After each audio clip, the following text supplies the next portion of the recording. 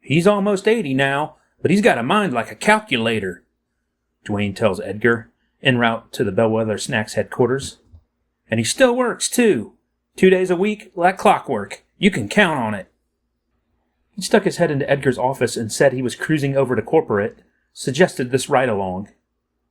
It was intended as a rapport-building exercise, most likely, between the two of them, but is also Edgar's first opportunity for meeting certain key management, if not ownership figures.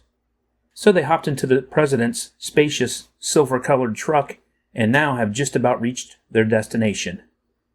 Though Dwayne projects a brooding aura, Edgar is beginning to see that his boss is, for the most part, a really nice guy. Sure, nobody you would want to mess with, Edgar thinks it goes without saying. But yeah, the boss's baseline is probably much friendlier than most would suppose.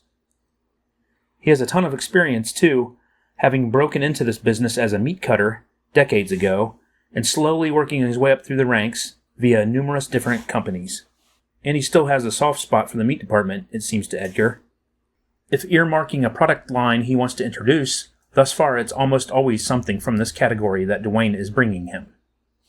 In fact, though Dwayne doesn't remember this, he was hanging out behind the meat counter at Palmyra, along with Arnie for some reason, on the night that Edgar met him. Edgar, of course, had no clue who these guys were yet, nor of their standing within this company. He was just in town for the holidays, thinking about moving down to this state, and noticed this establishment, physically near his parents' house, but right up his own experiential alley. Edgar has logged more than a decade in the grocery industry, and before that had worked at a couple of banks, as well as the accounting department at a factory, and briefly handled the books for a family-owned pet store. His former girlfriend's family, to be precise. But he feels drawn to the grocery world most of all, a far more interesting, vibrant environment than any of those others.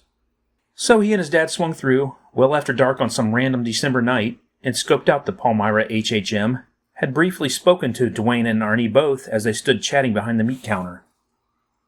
Soon enough, Edgar was indeed moving here, and turning in an application at this delightfully weird establishment. When he found out who those two were, and their respective positions, he was even more impressed that they were still on hand at, after 7 o'clock on that distant winter's eve. Regarding this current odyssey, the Bellwether Snacks HQ is located a peanut's throw from the state line, visible from the interstate and just off exit 1. As they temporarily lose sight of the place, having just hit the off-ramp, Dwayne moves on from explaining who Walter Locke is to telling him about the healthy hippie truck, a relatively recent addition to their arsenal. Its primary purpose is for Arnie to be out scoring produce from local vendors before daylight, although they also use it for moving product between stores. We bought it for $500, but then spent about $20,000 rebuilding the engine, Dwayne explains with a grin. Well, that and getting our logos plastered all over it. A large, boxy, 2-story brick affair, the first floor of this massive building is mostly eaten up by the warehouse operation in back and a couple of meeting rooms up front. However, one corner, accessible from the parking lot, is dedicated to the Nutty Zone, a charming little retail operation. Heavy on the 1970s-looking decor, and similar to their Liberty store in that respect, the Nutty Zone could almost count as their 4th HHM location, albeit one which focuses only on bulk products, or packaged variations thereof. After drifting through and briefly checking out the place, being introduced to Penny, the woman who basically runs this shop and seems to be the only employee today, they continue through it into the hallway beyond. All offices are located above, on the 2nd floor, and after using Dwayne's magnetic keycard to enter, he leads the way up the stairs.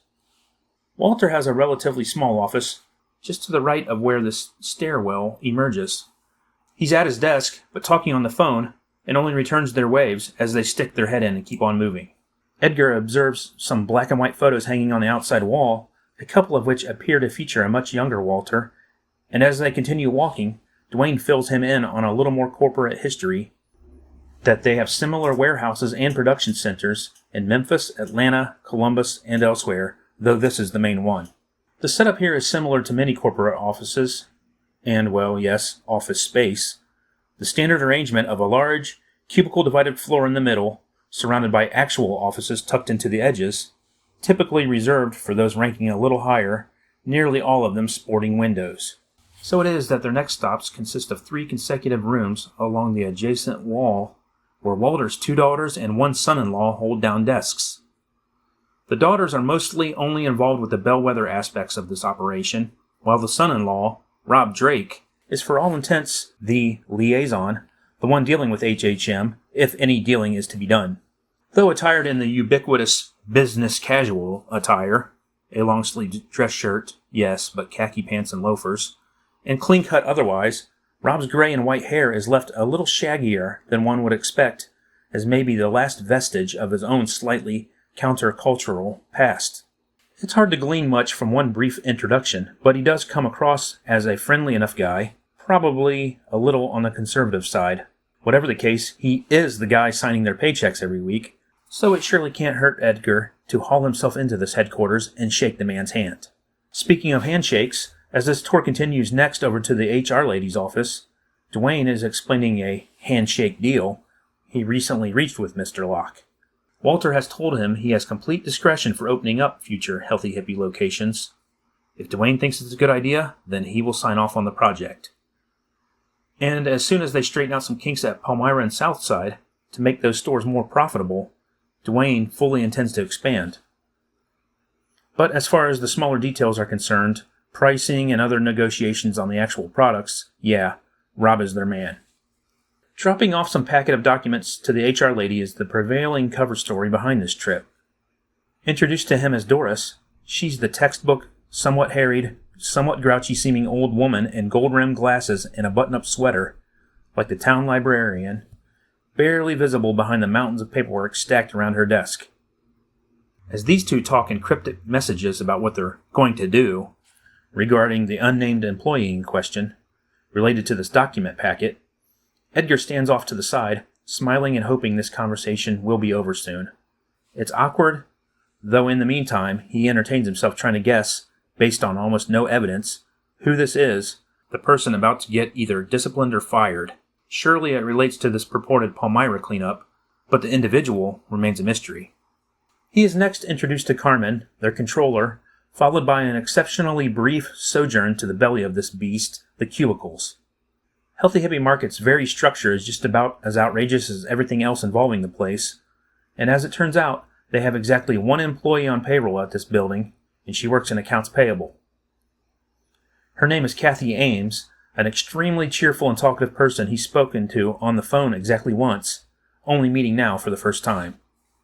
This is the woman he's kicking the invoices up to every week, dispatching on their corporate box truck after he's finished going through them.